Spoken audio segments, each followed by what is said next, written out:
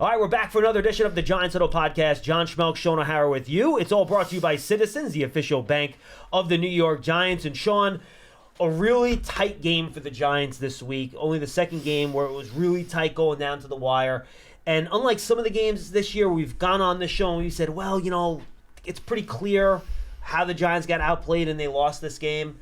This was a game where it came down to just a few very critical plays over the course of the game, and the Giants just didn't make the plays when they had to, and the Bills did, and that's, to me, is what swung this game. Yeah, I mean, 14-9, that's a scoregami-like game. Like, you don't expect that kind of a low-scoring game, especially with the Bills and their ability to put up points. But look, I thought the defense, I mean, you can't ask for much more from the defense. To hold them to 14 points and what they were able to do. Shut out in the first half. It was phenomenal. Like, Stephon Diggs had 100 yards, but it was like the quietest 100 yards that I think I've ever seen him have, because it wasn't any game-changing big plays. Only one play of more than 20 yards for the Bills offense. It's great defense. And look, that guy's, I mean, he's one of the best right now in the NFL. So I thought that there was some really good stuff to take away defensively. I do think there was only one quarterback hit. Only one true quarterback pressure statistically, but I feel like there was more pressure on Josh than I think that it showed up in the stat line. Totally agree. He was on the move the whole game. Yeah, and his ability to get out of the pocket, that's a pressure, but because he was able to get out of the pocket and throw the ball before he actually got hit, it doesn't count as a quarterback hurry or hit. That's why he's Josh Allen, though, by the way. That's why he's special.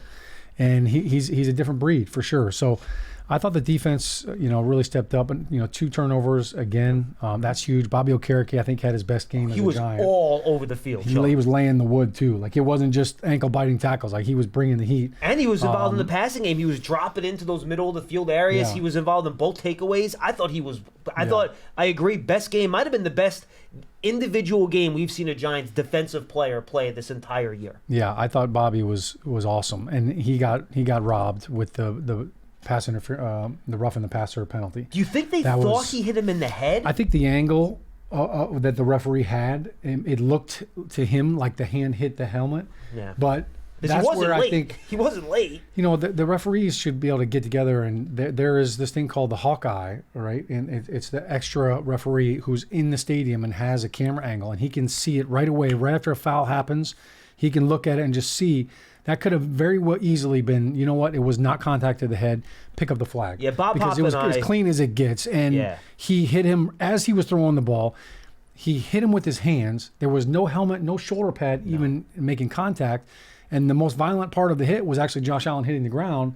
But it was a completely legitimate quarterback hit. And that should not happen. It's too gray of a call. And that was on it was a big play. Like that, to get that penalty right there, because the defense, I think, was off the field. That was third down, right? Mm-hmm. So I thought that was a big miss. But Bob and I always think those plays should be reviewable. Even the defenseless receiver calls, it's just so bang bang. It's hard for the refs to see those in real time. It's too quick. It's hard. It's too quick for them to see with the naked eye. But listen, ultimately, what it comes down to is you're not going to win football games in the NFL if you can't score a touchdown. If you can't get the ball in the end zone, this is not soccer. You can't just kick it every time. That being said, the end of the first half debacle cost the Giants this game. And it's as much as you could say, hey, one play doesn't determine the outcome. No, 1,000%. If the Giants kick field goal, get 3 points before the half, then at the end of the game, it's a totally different end of game scenario. You don't have to go for the touchdown. The Giants could have kicked the field goal at the end of the game to win it. And it's really, there's a couple of issues that I think crept up with it. Number one, the 3rd and 1 call. You have to call 2 plays in the huddle there. Or you say, we're going to run the ball on 3rd and 1 here. If we get it, we immediately go up and spike the ball, because you only had 1 timeout at that moment. It was 3rd and 1. They run the ball, they get the first down, and then they burn the timeout right there, which looks like, okay, on the surface, hey, that's the right call. No, for 3rd and 1, you get the first down, you immediately go up and spike it. You save the timeout so that you could still run the ball, or you could still attack the middle of the field, because you still have a timeout to spike it first and save the timeout. Spike it first, because you get the first down. It's 1st and 10. You probably don't have enough time to run 4 plays anyway, so you spike it. And, all right, now it's 2nd down. Now we can throw the ball. Now we can throw the ball in the middle of the field. We still have the timeout to use to save for the field goal. So that was error number 1. Error number 2, 14 seconds is not enough time to run a play and then get back up on the line and spike it again or run another play. Which is why Brian Daboll called the pass and said, we have to throw the ball here. Right, and I think Tyrod Taylor went alert. So I don't know. I wasn't in the huddle. I'm not for sure on this, but typically what happens is you have a play that, hey, we need a play. We're going to call it, it's a pass alert run. They called it in thinking, hey, just run the pass, and the alert went to the run. So in that situation, as a play caller, you just call the pass in. You don't add the alert. You don't give him the option to alert it to a run. You just send in the pass. Hey, if it's 62 read, why sync? Just alert 34 Zorro. You just send in 62 read. Why sync? Well, Brian Dable did say in the post-game presser that it was communicated that they were not supposed to alert to a run there. Right. So that's where I think he was hot, and rightfully so, because Tyrod Taylor, you have to know that as a quarterback, you have to understand the situation at hand. We have no timeouts. Guys get piled on top of each other. There's no way you're getting back. You can't check the run like that. If you don't like the look for the pass, you take the ball and you throw it out of the back of the end zone. And even if you did that, there's 10 seconds left. You might have a shot to run another pass play. So that was a critical error, and it ended up haunting the Giants at the end of the game. And that being said, they had a chance. They're on the 1 yard line. Like, you got to punch it in. You got to find a way to punch it in. Was Darren Waller held on the final play? Yes, he was. You can look at that play from all different angles. The jersey was being grabbed. He's holding down his left shoulder pad. It's tough to make the game come down to a decision by the referees. I think if Darren Waller were sitting here right now, he would say, I still should have made the catch. Like, as a receiver, you have to know that they're going to grab you. You have to fight through that. That's kind of what their coach would do. Like, fight through the hold, fight through the jersey grab, let the referee make the call, but you have to play the play as if you're not going to get the call. You're ready for a change. Payday comes early with Citizens, so go to that retreat. New you moves to the country. Now you're raising goats and launching a lifestyle brand. Are you ready for all that life brings? Giant fans, I just watched this great new series with Eli Manning, Champion the Journey, presented by Citizens. Eli talks with Tracy Wolfson about life after the Giants and everything he's working on now, like broadcasting and his business endeavors. You can check out the series now at citizensbank.com/Champion the Journey. You'll probably see this guy with one of the things Eli's doing, showing his often. Maybe. I don't know. I'm getting tired of the guy, hanging out with the guy. All right, a couple of specific things I want to touch on. We'll get to the offensive line last. You mentioned some of the issues in the red zone. Unable to get the touchdown late, unable to get the touchdown or field goal at the end of that first half, which really are the two big things that sunk them. Last year, one of the strengths of this team was their red zone offense, red zone defense, third down as well. They were really good situationally. That has not necessarily been the case this year, especially in this game, red zone against the Bills. How do you fix that in the red zone? What's key to being a good red zone offense? Yeah, well, the key is giving your quarterback time. Like, defenses are going to do one of two things. They're either going to bring pressure on you and try to get you to force the ball out and make quick throws, or they're going to play coverage and only rush 3 or 4 guys. If that happens, then you have to find a way to buy that extra second, whether it's a chip with a running back, whether it's the offensive line doing a better job, or whether it's the quarterback buying a little extra time. That's usually when you see big plays like that happen in the red zone. But I think the biggest thing for the Giants is really, like, first down production in the red zone is crucial. You can't lose yardage. You can't have a sack. And I go to the 1st and 9 from the 9 yard line against the Bills, and Tyrod drops back for a pass, and he ends up getting sacked. Immediately. So now it's it wasn't like he held the ball either. He did hold the ball. So I went back to your point. So that was Justin Pugh that I think got credit for giving up that sack. Yep. I went back and watched that play. Floyd, I think, right off the edge. Yes. Yeah. But he had time, and he actually had Hodgins open on the crossing route. Oh, did he really? If he just throws the ball to Hodgins right now, like as soon as he hits his back foot, and he has the ability to step up, make a little half step up, and throw the ball to Hodgins, and they get 5 or 6 yards. It's probably not going to be a touchdown, but now you're looking at 2nd and 4, completely different set of schemes and opportunities offensively.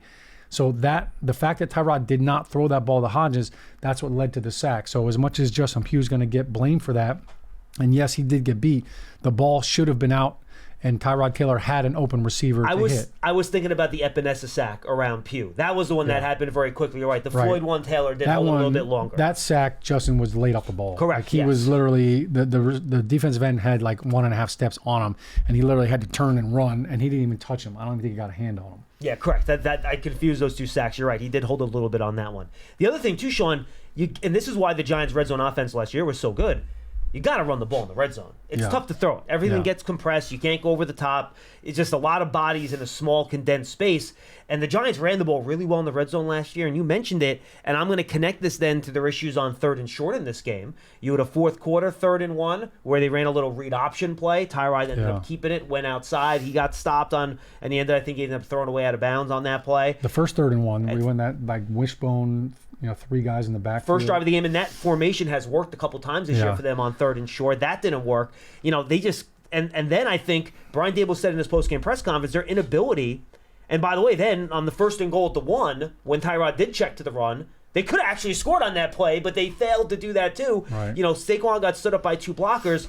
So, and I think the overall run game, Sean, wasn't as good as the numbers indicated because you had 2 long runs by Barkley that kind of shifted the numbers a little bit. They had a lot of runs for no gains and losses in this game. So short yardage, how does this, is that just a matter of winning up front? It's blocking for sure. And I go back to that first 3rd and 1 that we're talking about with the 3 guys in the backfield. That play could have worked, but what wrecked it from the get-go is Darren Waller is on the backside. He gets beat right now. The defensive end makes the tackle on that play, and it's because Darren Waller did not cut him off. Now, just to visually give you, Darren Waller's lined up here. The defensive end he's supposed to block is inside of him. So Josh Ezeudu basically was going up to the linebacker. He really didn't even touch that defensive end. That's a tough block. Does he have to hold up that end a little bit to give Waller time? He's got to do something because that's an impossible block for a tight end to all of a sudden block a defensive end who's crashing down. He knows it's short yardage. And to ask your tight end to come in there and dig him out by himself, it's an impossible task. It reminds me if of your tackle doesn't chip. It reminds me of the play action boot play. Remember that was almost a safety earlier in the year? Yeah, where Bellinger's a little too correct. Yeah. Yes. Yeah, so that's a, that one was different because Bellinger should have adjusted his alignment, and he could have because he was off the ball. Right. But in this case, Darren Waller's on the ball. You're on the road. It's loud, so that tight end's already going to be late. I think in hindsight, if you put him in the wing position off the ball, or if you had the tackle chip a little bit more and held him, that play would have been different. So, yes, the offensive line gets blamed for all that. And yes, they need to be a lot better, but it's not just the offensive line. It's the tight ends as well that will wreck a short yardage or a goal line play if they get penetration. So that's the key. You can't have penetration on short yardage and goal line plays. That is what wrecks you. And, yes, there were way too many negative runs. And some of it was the blocking. Some of it was, look, if a running back doesn't hit the hole, then and is dancing a little bit more, then that's when the tackles for loss come to play. So I think those are all things that, with Saquon Barkley being back now for his 2nd game, I think he will be more decisive. But the other thing is, without Saquon in the red zone, the Giants saw a lot of 6-man boxes because they're basically saying, we're begging you to run. You don't have Saquon Barkley. We don't think you can run the ball against us. We're only going to put 6 guys in the box, and we're going to play coverage. We're not going to let you throw the ball on us. So it kind of, defenses have been able to make the Giants one-dimensional in the red zone without Saquon. So now having him back, hopefully that gets a little bit more balanced. Yeah, and I think we saw the play-action pass work better in this game, too, because of Saquon's presence. They're respecting that run game a lot more. I'm with you. You love turf. You're good at it. So you start a turf biz. Business grows, your savings grow. Become the most celebrated name in turf. Are you ready for all that life brings?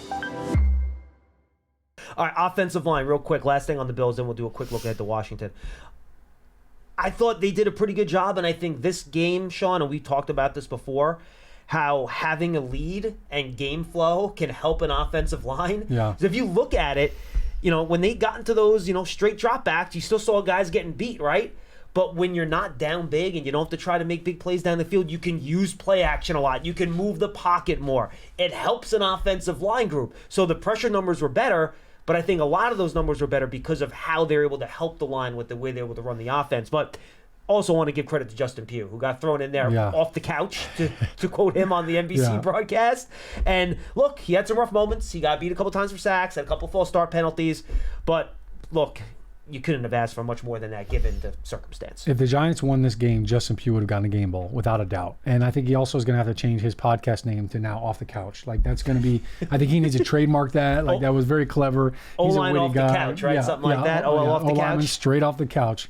It's funny because I saw Justin last week at an event, and he was like, yeah, I think I'm going to play a little bit. And he ends up starting at left guard, right? So I think that in itself was a little bit of a shock. We're talking about a guy who tore his ACL last year, is coming off of that injury, rehabbed it all season, but he wasn't in training camp. He wasn't in preseason. He was still, he hasn't, inside of a year of surgery still. Right.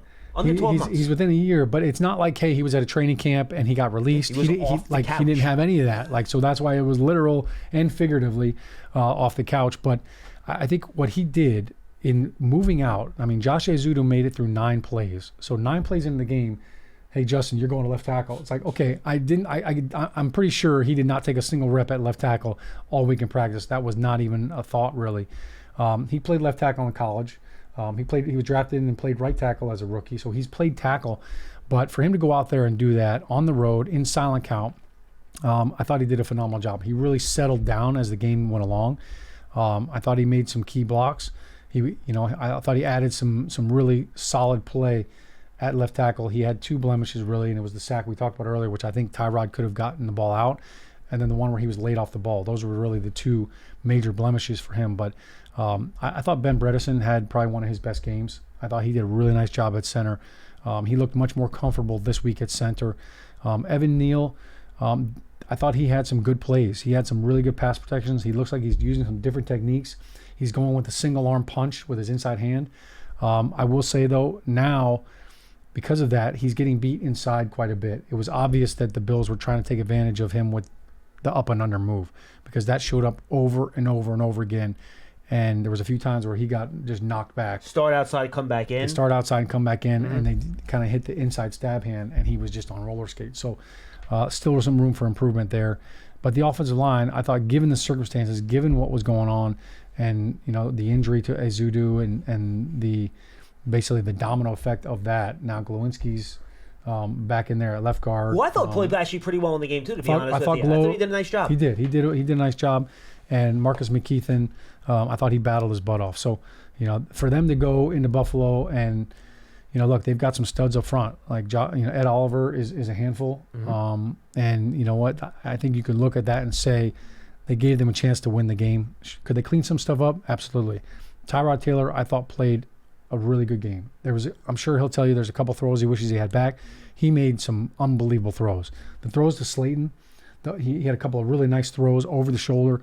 Those are some great plays. I like the throw to Hyatt that got called back on the illegal motion when he was rolling to his left, had to turn his body and hit him on the sideline. That was an unbelievable throw. Yeah, he made some really good athletic throws on the move, and he also got out of trouble quite a few times. So I thought he was very decisive from that standpoint. You know what? Pockets collapsing. I got to bail. I got to go. And I thought he did a pretty good job. Yeah, protected the ball too. Hey, Giant fans, Citizens is presenting a new video series, Champion the Journey, where Eli Manning talks to Tracy Wolfson about how his elite quarterbacking skills helped make him succeed in his post-football career. Watch the series now at citizensbank.com/Champion the Journey. Citizens, the official bank of the Giants. And Shaun, for this offensive line, it gets no easier because you got the Washington Commanders here with 4 first-round picks on the line. And I watched a little bit. Chase Young's playing the best he's played in his whole career. That dude is a menace coming off the right side there. So good luck to whoever the Giants have at left tackle this week. But Deron Payne, Montez Sweat, Jonathan Allen, and then on offense, say what you want about Sam Howell. That dude's fun to watch. Yeah. He stands in there. He'll take sacks, but he will make throws down the field, man. And he can run a little bit. This is going to be a challenge. Washington's 3-3. They got weapons on both sides. They're a fun team. Yeah, and look, they've kind of been on both sides of the spectrum. Like early on, like Brian Robinson was running through people. They were very physical, and then they kind of had the hiccup games where Howell threw for 3 or 4 interceptions in the game. He's going to pull the cord. Like the ball's coming out. Now that can be good or bad. I think his throws from the pocket have been more impressive this season, and that's something I don't think anybody was really ready for. The damage that he's doing from the pocket. I think everybody kind of looked at like he's athletic, he can get out and run. But this offense, to your point, is, look, Jahan Dotson is not a deep threat guy. He's an intermediate route runner, more traditional. Great hands. But Terry McLaurin is a handful, and he's a stud. So this offense definitely presents its challenges. And Nick Gates, obviously this will be the Nick Gates game. And I think for him to play against his former team, don't stand around a pile. Nick Gates, he loves peeling guys off the pile. Defensively, you mentioned it. Boy, they get after you. And Montez Sweat has the production. He has the more sacks than Chase Young, but Chase Young is absolutely taking over games. So this will be a really big challenge for this Giants O-line. It'll be a lot of fun to watch. Shaun, good stuff, my friend. Always appreciate it. All right, thanks, John. Shaun O'Hara, I'm John Schmeelk, and the Giants Huddle podcast presented by Citizens, the official bank of the Giants. We'll see you next week for another episode.